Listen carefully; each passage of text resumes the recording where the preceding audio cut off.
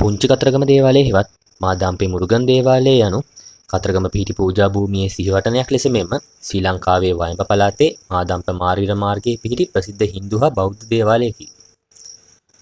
මෙහි පිහිටීමගත් කල මේ පුත්තලම් මාර්ගයේ මාදාම්පේ නගරයේ සිට මද දුරින් පිහිටා ඇත. මෙහි ප්‍රධාන දෙවිවරු ලෙස කතරගම දෙවියන් වෙනුවෙන් කැප කර ඇත. මෙහි විශේෂත්වය යන්නේ කතරගම පිහිටි ප්‍රධාන දේවාලයේ අනුරුවක් වන අතර ඉතාමත් නිස්කලංක අලංකාර පරිසරයකින් මේ සමන්විත වීමයි. මෙහි මනරම් මූර්ති හා දේව ප්‍රතිමා රැසක් දැකගත හැකිය.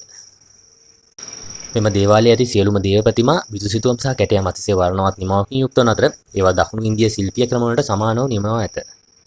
මාදාම්පේ පුංචි කතරගම දේවාලය දිනපතා පෙරවරු 6 සිට පස්වරු 8 දක්වා බෙතුම් සඳහා විවෘතව පවතින අතර මෙහි ප්‍රධාන සන්ධ්‍යා පූජාව දිනපතා පස්වරු 5 සිට 6 අතර දක්වා දේවාන ප්‍රධාන දොරටු විවෘත කර පවත්තේ.